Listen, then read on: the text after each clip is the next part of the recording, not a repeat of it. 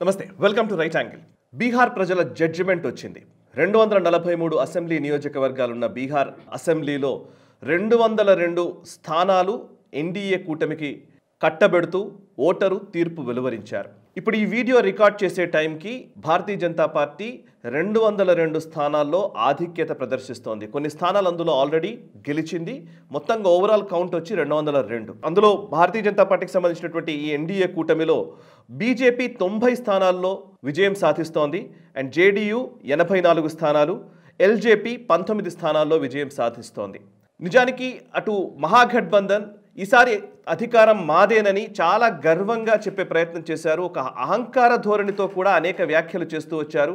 నిజంగా చెప్పాలంటే ఒక ఓవర్ కాన్ఫిడెన్సే ఎక్కువగా కనిపించింది మహాగఠబంధన్లో. కానీ ఓవర్ కాన్ఫిడెన్స్ని ప్రజలు పూర్తిగా తిరస్కరించారని చెప్పాలి. వాళ్ళ కాన్ఫిడెన్స్ని మొత్తంగా తగ్గించే ప్రయత్నమే ఓటర్లు ఇచ్చారు అని మనం స్పష్టంగా అర్థం చేసుకోవచ్చు. ఆర్జేడీకి సంబంధించి 143 స్థానాల్లో పోటీ చేస్తే 25 స్థానాల్లో మాత్రమే గెలుస్తున్న పరిస్థితి.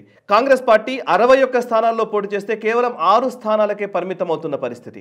సిపిఐ ఎంఎల్ 20 స్థానాల్లో పోటీ చేస్తే కేవలం 2 స్థానాలకే పరిమితం అవుతున్న పరిస్థితి. ఇంకా చెప్పాలంటే ఈ మొత్తంగా సిపిఎం పార్టీ కూడా 4 స్థానాల్లో పోటీ చేస్తుంది అండ్ 1 స్థానానికే పరిమితం అవుతున్న పరిస్థితి.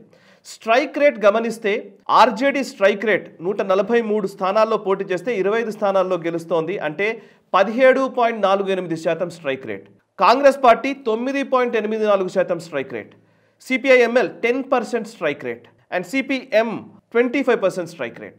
ఇక Bharatiya Janata party 89.11% strike rate. 101 స్థానాల్లో పోటీ చేశారు, 90 స్థానాలు గెలుస్తున్నారు. జేడీయూ 101 స్థానాల్లో పోటీ చేశారు, 84 స్థానాల్లో గెలుస్తున్నారు, 83.17% స్ట్రైక్ రేట్. ఇక ఎల్జేపీ చిరాగ్ పాస్వాన్కి సంబంధించిన పార్టీ 29 స్థానాల్లో పోటీ చేస్తే 19 స్థానాల్లో గెలుస్తున్నారు. అంటే 65.52% స్ట్రైక్ రేట్ని నమోదు చేశారు. 2020తో పోల్చితే 25లో ఓటు శాతంలో పెద్ద డిఫరెన్స్ లేదు, కానీ సీట్ల విషయంలో చాలా డిఫరెన్స్ కనబడుతోంది. ఇంతకుముందు 2020లో ఆర్జేడీకి 23.11% ఓట్లు వస్తే ఓటింగ్ పర్సంటేజ్ నమోదైతే 25లో 22.86% ఓటింగ్ పర్సంటేజ్ నమోదైంది. కానీ సీట్ల వ్యత్యాసం చాలా ఉంది.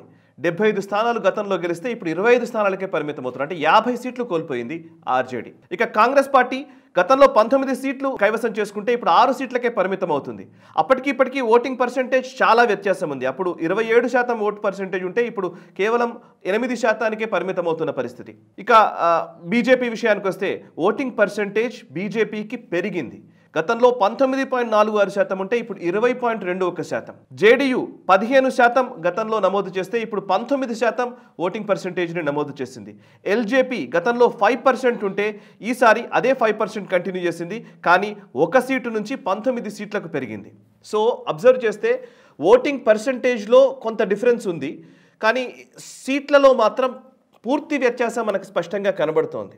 ఇందులో కీ టేక్అవేస్ ఏంటి అని అంటే కనుక బీహార్ ఓటర్ ఏం చెప్పదలుచుకున్నారు అని అంటే కనుక నిజానికి చాలా మంది రాజకీయ పండితులు పదే మాట్లాడుతూ ఉంటారు. కొన్ని సంవత్సరాలు, ఒక 5 సంవత్సరాలు పరిపాలించారు అనగానే ప్రభుత్వ వ్యతిరేకత ఉంటుంది అని, ఒక యాంటీ ఇన్కంబెన్సీ ఓట్ అని కనీసం ఒక 10% దానికి కేటాయిస్తుంటారు. 5% వరకు యాంటీ ఇన్కంబెన్సీని ఈజీగా కేటాయిస్తూ ఉంటారు మామూలుగా సెఫాలజిస్టులు, ఈ రాజకీయ పండితులు అని చెప్పేవాళ్ళందరూ. ఈ ప్రభుత్వ వ్యతిరేకత అనే మాట కేవలం ఊరికనే, అంటే ఖచ్చితంగా ఒక 5 సంవత్సరాలు అధికారంలో ఉన్నారంటే ఖచ్చితంగా ప్రభుత్వం వ్యతిరేకత ఉంటుందనే మాట తప్పు అని క్రమక్రమంగా పదే ప్రూవ్ అవుతూ వస్తోంది. మీరు భారతీయ జనతా పార్టీ అధికారంలో ఉన్న రాష్ట్రాల్లో చూస్తే ఇది చాలా స్పష్టంగా కనబడుతోంది. ఇప్పుడు గుజరాత్లో సుమారు 20 సంవత్సరాల నుంచి 4-5 టర్మ్స్ గుజరాత్లో కన్సెక్యూటివ్గా బీజేపీ గెలుస్తూ వస్తోంది. అటు మధ్యప్రదేశ్లో కూడా శివరాజ్ సింగ్ చౌహాన్ ఆల్మోస్ట్ 15-16 సంవత్సరాలు కంటిన్యూస్గా ఉన్నారు ఆయన. ఇప్పుడు మళ్ళీ ముఖ్యమంత్రిని మార్చారు. రమణ్ సింగ్ కూడా అట్లాగే కంటిన్యూస్గా గెలుచుకుంటూ వచ్చారు. మధ్యలో ఒక కొన్ని నెలలు, కొన్ని సంవత్సరాలు మాత్రమే వేరే ప్రభుత్వాలు వచ్చాయి, కానీ అదర్వైజ్ కంటిన్యూస్గా గెలవడం అనేది ఈవెన్ బీహార్లో కూడా మనం చెప్పొచ్చు. సుమారు 20 సంవత్సరాల నుంచి నితీష్ కుమారే కంటిన్యూ అవుతున్నారు. నితీష్ కుమార్ మొట్టమొదటిసారి ముఖ్యమంత్రి అయినప్పుడు ఈ రోజు మొట్టమొదటిసారి ఓటు వేస్తున్న వాళ్ళు పుట్టనే లేదు. ఈరోజు 18 ఏళ్ల వయసు వచ్చినటువంటి వాళ్ళు ఎవరు కూడా 2005లో నిజానికి ఆయన ముఖ్యమంత్రి అయ్యారు, అప్పటికి ఇంకా పుట్టలేదని అనుకోవాలి. సో అట్లాంటి వాతావరణంలో కూడా ఇంకా మెజారిటీని పెంచుకుంటూ విజయదుందుభి మోగించడము అనంటే ఈ ప్రభుత్వ వ్యతిరేకత అనే ఒక భ్రమ పదార్థం. ఇది ప్రతిసారి సెఫాలజిస్టులు చెప్పే మాట గతంలో ఉన్న ప్రభుత్వాలు చెప్పిన పనిని చెప్పిన హామీల్ని నెరవేర్చకపోవడం వల్ల, లేకపోతే అభివృద్ధి లేకపోతే సంక్షేమ పథకాల అమలు వీటి విషయంలో ఉదాసీనత ఉండడం వల్ల, అవినీతి పెరిగిపోవడం వల్ల, ఇలా అనేక రీజన్స్ తోటి ఏదైతే చెప్పారో అది గ్రౌండ్లో కనిపించకపోయేసరికి ఆటోమేటిక్గా వ్యతిరేకత వచ్చేది. సో బట్ ఈ బీజేపీ పాలిత రాష్ట్రాల్లో అది చాలా తక్కువనే కనబడుతోంది. కొన్ని ఈవెన్ మనం మమతా బెనర్జీ లాంటి నాయకత్వాన్ని కూడా మనం చూడవచ్చు. అటు నవీన్ పట్నాయక్ కూడా అలాగే ఉన్నారు. ఈవెన్ బెంగాల్లో కూడా అట్లాంటిదే కనిపించింది. అయితే నెగటివ్ పాలిటిక్స్ ని మాత్రం ఖచ్చితంగా తిరస్కరిస్తున్నారు అని ఈ బీహార్ ఎన్నిక మరోసారి రుజువు చేసింది. తేజస్వి యాదవ్ అండ్ రాహుల్ గాంధీ నిజానికి కొత్త జనరేషన్కి, యంగ్స్టర్స్కి ఏదో ఒక రే ఆఫ్ హోప్ లాగా ఉండాలి అని అనుకుంటే నిజానికి అది కాదు అని నిరూపిస్తున్నారు ఓటర్లు. తేజస్వి యాదవ్, రాహుల్ గాంధీ చాలా అగ్రెసివ్ క్యాంపెయిన్ చేశారు. మోదీకి వ్యతిరేకంగా అండ్ నితీష్ కుమార్కి వ్యతిరేకంగా చాలా అగ్రెసివ్గానే క్యాంపెయిన్ చేశారు. కానీ ఆ అగ్రెషన్ మాటల్లో కాదు చేతల్లో కనిపించాలి అని అంటే కనుక విశ్వసనీయత చాలా ముఖ్యం. సో క్రెడిబిలిటీ చాలా ముఖ్యం అనేది ఓటర్లు అభిప్రాయపడ్డట్టుగా మనకి ఓటర్ తీర్పును బట్టి మనకు అర్థమవుతోంది. ఎందుకంటే ఓవైపు ఎన్డీఏ కూటమి మహిళలకు 10,000 రూపాయలు వచ్చే విధంగా ఒక పథకాన్ని ప్రకటించింది. అండ్ అంతేకాదు జాబ్లకు సంబంధించి లేకపోతే డిఫెన్స్ కారిడార్కి సంబంధించి, ఇన్ఫ్రాస్ట్రక్చర్కి సంబంధించి వాళ్ళు చేసిన పనుల్ని చెప్పుకుంటూ వచ్చారు.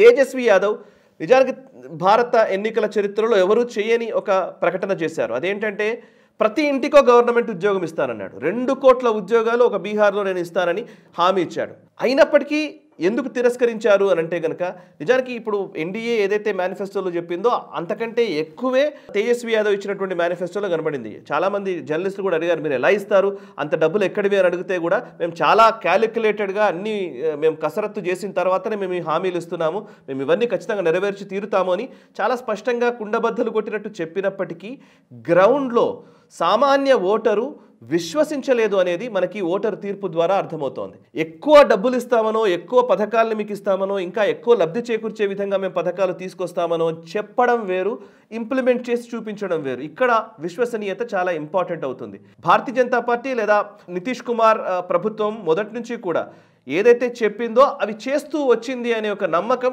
గ్రౌండ్ నుంచి సామాన్య ఓటరు వ్యక్తపరిచినట్టుగా మనకు కొంతమంది సెఫాలజిస్టుల రిపోర్ట్స్లో కూడా తెలుస్తోంది. బట్ అయితే ఓవరాల్గా ఈవెన్ ఎగ్జిట్ పోల్స్ సర్వేల అంచనాలు కూడా తలకిందులు అనే కంటే కూడా వాళ్ళు నిజంగా ఓటర్ నాడిని పూర్తిగా పట్టుకోలేకపోయారనేది పదే పదే రుజువు అవుతూ వస్తోంది.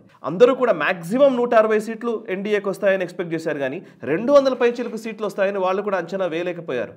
అంటే కొంచెం ఎగ్జాజరేషన్గా ఉంటుంది అనే నంబర్లని వాళ్ళు తక్కువ చేసి చూపించారో తెలియదు. కానీ సెఫాలజిస్టులు కూడా వాళ్ళ శాంపిల్స్ ఆధారంగా చేసుకుని వాళ్ళు చేస్తున్నటువంటి అనాలిసిస్ ఏదైతే ఉందో అది క్రమక్రమంగా కొంత ఆథెంటిసిటీ కోల్పోతున్నారు అనేది ఎన్నికలకు సంబంధించినటువంటి ఈ సర్వేలని, ఎగ్జిట్ పోల్స్ని చూస్తే మనకు అర్థమవుతోంది. ఇక మూడో అంశం ఏంటంటే నిజానికి వారసత్వ రాజకీయాల విషయంలో ఇప్పుడు లాలూ ప్రసాద్ యాదవ్ వారసుడిగా తేజస్వి యాదవ్ తెర మీదకి వచ్చారు. అటు గాంధీ నెహ్రూ కుటుంబానికి వారసులుగా రాహుల్ గాంధీ ఉన్నారు. వీళ్ళిద్దరినీ తిరస్కరించారు ప్రజలు. కానీ రామ్ విలాస్ పాస్వాన్ వారసుడైనటువంటి చిరాగ్ పాస్వాన్కి మాత్రం అనుకూలంగానే తీర్పులు ఇచ్చారు. 19 సీట్లని కట్టబెట్టారు. ఆయన 29 సీట్లలో పోటీ చేస్తే 19 సీట్లు గెలిచింది ఎల్జేపీ. బట్ ఇంతకుముందు అసెంబ్లీలో ఒక సీటుకు మాత్రమే పరిమితమైంది ఎల్జేపీ. ఇంతకుముందు 135 స్థానాల్లో పోటీ చేశారు. కానీ కేవలం ఒక సీటుకే పరిమితమైనటువంటి ఎల్జేపీ ఇప్పుడు కట్ చేస్తే 19 స్థానాలకు వచ్చింది. అంటే నువ్వు ఏ సైడ్లో ఉంటున్నావు, కరెక్ట్ పాజిటివ్ రాజకీయం చేస్తున్నావా, నెగటివ్ రాజకీయం చేస్తున్నావా అనేది కూడా ఓటరు అర్థం చేసుకుంటున్నారనేది అర్థమవుతోంది. ఎందుకంటే గతంలో 2020లో ఎల్జేపీ చిరాగ్ పాస్వాన్ ఎన్డీఏ కూటమిలో లేరు. ఈసారి ఎన్డీఏ కూటమిలో ఉన్నారు. And at the same time ఆయన కొంచెం పాజిటివ్గా మాట్లాడుతున్నట్టుగా కనబడుతుంది. పాజిటివ్ అప్రోచ్ ఎక్కువగా గ్రౌండ్లో మనకు స్పష్టంగా కనబడుతోంది. మొన్నటి పార్లమెంట్ ఎలక్షన్స్లో కూడా ఎన్డీఏ భాగస్వామ్య పక్షంగా వచ్చారు. అండ్ అక్కడ మంచి స్ట్రైక్ రేట్నే చూపించారు. అండ్ ఆ తర్వాత అది కంటిన్యూ అవుతోంది. సో ఒక వారసుడైనంత మాత్రాన మేము ఓట్లు వేయము, కానీ ఏ దృక్పథంతో మీరు ఓటర్ల దగ్గరికి వెళుతున్నారు, క్యాంపెయిన్ చేస్తున్నారు అనేది చాలా కీలకమని ఓటర్లు చాలా స్పష్టమైన తీర్పు ద్వారా చెప్తున్నారు అనేది ఈ బీహార్ ఎన్నికల్లో మనకు అర్థమవుతోంది. ఇక రాహుల్ గాంధీ పెర్ఫార్మెన్స్ విషయానికి వస్తే రాహుల్ గాంధీ మొదటి నుంచి కూడా ఓటర్ అధికారి యాత్ర చేయడము, కేవలం ఓట్ చోరీ అనే మాటని పదే పదే తీసుకొచ్చారు. కానీ గ్రౌండ్లో నిజంగా ఓట్ చోరీ జరిగిందా లేదా అనేది ప్రాక్టికల్గా మనం చూస్తే అర్థమవుతుంది. ఎక్కడా కూడా ఒక కంప్లైంట్ లేదు, నెంబర్ 1. నెంబర్ 2, నిజానికి కాంగ్రెస్కి అనుకూలంగా ఉన్న వ్యక్తులు వాళ్ళ ఓటు లేకుండా పోయిందా, ఓటర్ లిస్టులో వాళ్ళ పేరు లేదా అని అంటే అట్లాంటి సంఘటనలు ఏం కనిపించలేదు. పల్లెటూళ్ళలో ఎలా ఉంటుందనంటే పర్టికులర్లీ నేను ఓటర్ని అనుకుంటే నా ఓటు ఖచ్చితంగా ఓటర్ లిస్టులో ఉంది, నేను ఓటు వేసుకునే అవకాశం ఉంది. అండ్ నాకు తెలిసిన వాళ్ళు ఎవరి ఓట్లను తీసివేయలేదు. కొత్తగా ఎవరైనా బయట ప్రాంతాల నుంచి వచ్చిన వాళ్ళ ఓట్లు ఉంటే అవి పోయినాయనంటే కనుక అవి పోవడం కరెక్టే కదా అనే ఒక అభిప్రాయం కూడా సామాన్య ఓటర్లో ఉంటుంది. సో సామాన్య ఓటరు, సామాన్య ప్రజలు ఎలాగైతే ఆలోచిస్తున్నారో ప్రాక్టికల్గా రియాలిటీలో ఏదైతే ఉంటుందో ఆ రియాలిటీకి దూరంగా ఒక కేవలం అబద్ధాన్ని ఆధారంగా చేసుకుని ఒక నినాదాన్ని తీసుకొచ్చి ప్రజలని నమ్మిద్దామనుకుంటే అది పొరపాటు, దాన్ని తిరస్కరిస్తాము అని ప్రజలు ఈసారి మళ్ళీ నిరూపించారు. అండ్ రాహుల్ గాంధీ ర్యాలీలు నిర్వహించినటువంటి ప్రాంతాలు ఒక 10 ఉన్నాయి. ఆయన యాక్చువల్లీ నిజానికి ఎలక్షన్ షెడ్యూల్ విడుదల కాకముందు ఓటర్ అధికారి యాత్ర చేశారు. ఆ తర్వాత ఒక 50 రోజుల పాటు కనీసం బీహార్లో పర్యటించలేదు. లాస్ట్లో ఆయన కొన్ని ర్యాలీల్లో పాల్గొన్నారు. ముజఫర్పూర్, దర్భంగా, నలందా, షేక్పురా, ఔరంగాబాద్, గయా, పూర్నియా, బంకా అండ్ భగల్పూర్, కిషన్గంజ్, వీటిలో 10 ప్లేసెస్లో ర్యాలీలు నిర్వహిస్తే 10లో ఒకటి మాత్రమే కాంగ్రెస్కి అనుకూలంగా ఉంది. అందులో ఔరంగాబాద్ ఒకటి 455 ఓట్ల మెజారిటీతో బీజేపీ ఆధిక్యంలో ఉంది. అంటే అది ఇప్పుడు మనం రికార్డ్ చేస్తున్న టైంకి అదేమైనా ఫలితం తారుమారైతే కేవలం కాంగ్రెస్కి వచ్చే అవకాశం ఉంది, అంతేకాని సో 10లో ఒక కిషన్గంజ్ మినహా మిగతా ఎక్కడా కూడా కాంగ్రెస్ పార్టీ, ముఖ్యంగా రాహుల్ గాంధీ ప్రభావం లేదు. అన్నీ కూడా ఎన్డీఏ కూటమి అధికారంలోకి వస్తుంది, ఎన్డీఏ కూటమి గెలుస్తోంది. అంటే అర్థం ఏంటి, ఇందులో కూడా కిషన్గంజ్ కూడా 67% ముస్లిం పాపులేషన్ ఉన్నటువంటి నియోజకవర్గం ఇది. సో రాహుల్ గాంధీ ఎక్కడెక్కడైతే ర్యాలీలు నిర్వహించారో, ఎక్కడెక్కడైతే ఆయన ప్రసంగాలు చేశారో, ఆయన క్యాంపెయిన్ నిర్వహించారో అక్కడ కాంగ్రెస్ పార్టీకి ఏం ఆశాజనకంగానైతే ఫలితాలు లేవు. అదే సమయంలో నరేంద్ర మోదీ ఎక్కడెక్కడైతే ప్రచారం చేశారో, యోగి ఆదిత్యనాథ్ ఎక్కడెక్కడ ప్రచారం చేశారో అక్కడక్కడ స్ట్రైక్ రేట్ పర్ఫెక్ట్గా ఉంది. అన్ని ప్లేసుల్లో ఓట్లు పడ్డాయి. అంటే అర్థం ఏంటి అని అంటే కనుక పర్ఫెక్ట్గా రాహుల్ గాంధీ అబద్ధాలను బేస్ చేసుకొని ప్రచారం చేసినంత కాలం ఆయనకు ఇలాంటి ఫలితాలే ఎదురవుతాయనేది దీని నుంచి వస్తున్నటువంటి ఇంకొక టేక్అవే. ఇక మరొక అంశం ఏంటంటే ఓటింగ్ పర్సెంటేజ్ పెరిగింది. 9% ఓటింగ్ పర్సెంటేజ్ పెరిగింది. అంటే ఇది ఓటింగ్ పర్సెంటేజ్ పెరిగిన ప్రతిసారి కామన్గా నేను ఒక 20 ఏళ్ల నుంచి ప్రతి సెఫాలజిస్ట్తో మాట్లాడిన సర్వేల్లో మాట్లాడినప్పుడల్లా కూడా ఓటింగ్ పర్సెంటేజ్ పెరిగిందనంటే అది ప్రభుత్వ వ్యతిరేకత అని అంటారు. అంటే ప్రజలు చాలా విసిగిపోయారు, ఈ ప్రభుత్వాన్ని దించాలనుకున్నారు, అందుకోసమే ఓటింగ్ పర్సెంటేజ్ పెరిగింది అనేది ఒక భావన. దానికి నిజంగా శాస్త్రీయబద్ధమైనటువంటి ఎటువంటి రుజువు లేదు. కానీ ఎప్పుడు ప్రభుత్వ వ్యతిరేకత అంటే ఓటింగ్ పర్సెంటేజ్ పెరగడానికి లింక్ చేస్తూ ఉంటారు. కానీ ఇప్పుడు 9% ఓటింగ్ పర్సెంటేజ్ పెరిగింది. కానీ అదే ప్రభుత్వాన్ని కొనసాగించాలని అంత దృఢంగా ఓటర్లు వచ్చి ఓటు వేశారా అనేది ఇక్కడ తేలాల్సిన అంశం. సో ఓటింగ్ పర్సెంటేజ్ పెరిగింది అనంటే ప్రభుత్వానికి అనుకూలతను ఇంకా వాళ్ళు స్పష్టంగా చెప్పాలనుకుంటున్నారు అనే ఒక అభిప్రాయం కూడా ఇందులో వ్యక్తమవుతోంది. ఇక జెన్జీకి సంబంధించినటువంటి ప్రచారం చాలా రోజుల నుంచి జరుగుతోంది. అందులో నేపాల్లో జెన్జీ ఉద్యమం జరిగిన తర్వాత ఇక నేపాల్కు బార్డర్ స్టేట్ అయినటువంటి బీహార్లో కూడా ఇట్లాంటి జెన్జీ ఉద్యమమే తీసుకురావాలని అనుకున్నారు. అండ్ ఎక్కువగా జనాభాలో ఎక్కువ శాతం యువతీ యువకులు ఉన్నటువంటి రాష్ట్రంగా కూడా బీహార్కు పేరుంది. సో బీహార్లో యంగ్స్టర్స్ ఎటు రెస్పాండ్ అయ్యారు అని అంటే కనుక ఎన్డీఏకి అనుకూలంగానే రెస్పాండ్ అయ్యారని స్పష్టంగా మనకు ఎన్నికల ఫలితాలను చూస్తే అర్థమవుతోంది. ఇక జెన్జీ గురించి మాట్లాడుతున్నటువంటి రాహుల్ గాంధీ, తేజస్వి యాదవ్ వీళ్ళ దృష్టిలో జెన్జీ ఏంటో తెలియదు. కానీ ఒరిజినల్ జెన్జీ మైథిలి ఠాకూర్ లాంటి వ్యక్తి, అలీనగర్ నుంచి ఎమ్మెల్యేగా ఎన్నికైనటువంటి మైథిలి ఠాకూర్ కేవలం 25 సంవత్సరాల వయసున్నటువంటి యువతి. తన వైపు 60,000 మెజారిటీ తోటి విజయం సాధించారు. సో మైథిలి ఠాకూర్ జెన్జీ ప్రతినిధి అని అనుకుంటే గనక నిజానికి ఎటువైపు జెన్జీ ఉన్నారు అనేది కూడా మనకు అర్థమవుతుంది. సో ఓవరాల్గా కాంగ్రెస్ పార్టీ లేదా విపక్షాలు వాళ్ళ అబద్ధపు ప్రచారాల్ని మానుకొని రియాలిటీలో ఉండి ప్రాక్టికల్గా ప్రజల్లోకి వెళ్ళి ప్రజల సమస్యలు తెలుసుకొని ప్రజల సమస్యలకు అనుగుణంగా వాళ్ళ ఎజెండాని సిద్ధం చేసుకొని తదనుగుణంగానే మేనిఫెస్టోని రెడీ చేసి ఎన్నికల్లోకి వెళ్ళి ప్రతి ఓటర్ని కూడా కలిసే విధంగా ఒక ఆర్గనైజేషనల్ స్ట్రక్చర్ ఏర్పరచుకొని ఇంత తతంగం చేస్తే గానీ విపక్షాలు అధికారంలోకి రావడం కల్లా. సో ఇవన్నీ పనులు భారతీయ జనతా పార్టీ ఎన్డీఏ కూటమి చేస్తోంది. నిజానికి ఒక బీజేపీ మాత్రమే కాదు, బీజేపీ ఎకో సిస్టంలో ఉన్నటువంటి ముఖ్యంగా ఆర్ఎస్ఎస్ పాత్ర కూడా ఇందులో మరవలేము. ఆర్ఎస్ఎస్కి సంబంధించినటువంటి కార్యకర్తలు అదే పనిగా ప్రతి ఇంటికి వెళ్ళి భారతీయ జనతా పార్టీ లేకపోతే ఈ జాతీయవాద ప్రభుత్వానికి సంబంధించినటువంటి విషయాల్ని ప్రజలకు తెలియజేశారు. ఇంకా ఓట్ ట్రాన్స్ఫర్ విషయంలో ఎల్జేపీకి జేడీయూకి మధ్య కొన్ని విభేదాలు ఉన్నప్పటికీ వాటి రెండింటిని క్లియర్ చేయడంలో సంఘ్ యాక్టివిటీ చాలా పనిచేసింది. అండ్ బీజేపీ ఎకోసిస్టమ్ చాలా మైన్యూట్గా ప్రతి ఓటర్ని కలిసే విధంగా ఒక ప్రణాళిక రూపొందించుకుంది. ఆ ప్రణాళిక కూడా చాలా వ్యూహబద్ధంగా అండ్ ప్రణాళికాబద్ధంగా నడిచింది. ఇంకా చెప్పాలంటే ఒక శాస్త్రీయ దృక్పథంతో బీజేపీ ఎన్డీఏ కూటమి క్యాంపెయిన్ నడిస్తే ఇటువైపు కేవలం అబద్ధాల ఆధారంగా భ్రమల్ని దృష్టిలో ఉంచుకొని ఎక్కడో జెన్జీ ఉద్యమం జరిగింది ఇక్కడ కూడా జరుగుతుందని, లేకపోతే ఎక్కడో డీప్ స్టేట్ ఉంది వాళ్ళెవరో వచ్చి ఇక్కడ మనల్ని రక్షిస్తారని, ఇంకా చెప్పాలంటే కేవలం మీడియాలో లటియన్స్ మీడియాలో ఇంటర్నేషనల్ మీడియాలో వచ్చే కథనాల్ని బేస్ చేసుకొని గ్రౌండ్లో బీహార్ లాంటి రాజకీయ అనుభవము లేకపోతే రాజకీయ చాణక్యము తెలిసినటువంటి రాజకీయ చైతన్యం ఉన్నటువంటి బీహార్ లాంటి రాష్ట్రంలో ఇట్లాంటివి చేస్తామనంటే మాత్రం కుదరదు అని బీహార్ ప్రజలు గట్టిగా సమాధానం చెప్పారు. సో ఓవరాల్గా బీహార్ ఎన్నికలు ఈ భారతదేశపు రాజకీయ ముఖ చిత్రం పైన ఇది 2025లో వచ్చినటువంటి ఒక స్పష్టమైన 2024లో ఎదురైనటువంటి ఒక వైఫల్యము, ఇంకా చెప్పాలంటే కొంత నెగటివ్ ఫలితాలకి హర్యానా, మహారాష్ట్ర అండ్ ఢిల్లీ, ఇప్పుడు బీహార్ తోటి భారతీయ జనతా పార్టీ శ్రేణులో ఒక నూతనోత్సాహం వచ్చింది.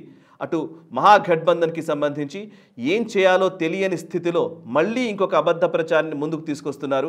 ఓట్ చోరీ గురించి, ఎలక్షన్ కమిషన్ ఫ్రాడ్ గురించి, వీటి గురించి. కానీ వీటి నుంచి ఎంత త్వరగా వాళ్ళు బయటకు వస్తే అంత త్వరగా కొంత సత్ఫలితాలు చూడగలుగుతారు. లేదంటే ఇదే ఫలితాలు రిపీట్ అవుతూనే ఉంటాయి. ఈ వీడియోని లైక్ చేయండి, 10 మందికి షేర్ చేయండి, కమెంట్స్ ద్వారా మీ అభిప్రాయాలు మాతో పంచుకోండి. మనసా వాచా కర్మణ, దేశహితం కోసం నేషనలిస్టం. ఈ వీడియో మీకు నచ్చినట్టయితే లైక్ చేయండి, 10 మందికి షేర్ చేయండి. అలాగే కామెంట్ల రూపంలో మీ అభిప్రాయాలను మాతో పంచుకోండి. Nationalist hub group of channels ను సబ్స్క్రైబ్ చేసుకుని తెలుగునాట జాతీయవాద జర్నలిజాన్ని ప్రోత్సహించండి. ఈ వీడియో కింద ఉన్న బెల్ ఐకాన్ పై క్లిక్ చేయడం మర్చిపోవద్దు.